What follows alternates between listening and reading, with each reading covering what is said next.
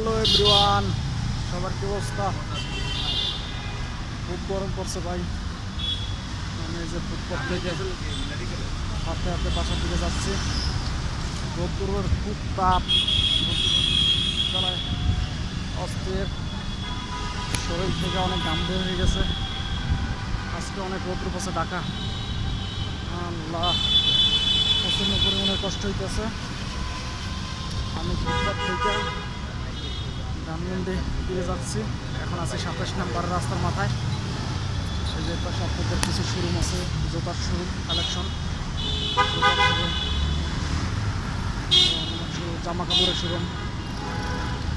ভাই ভাই, আপনারা দেখতেই পারছেন যে কতটা গরমে আমার কপাল থেকে ঘাম বের হচ্ছে। একদম বেতাল অবস্থা, গরমে বেশি বেশি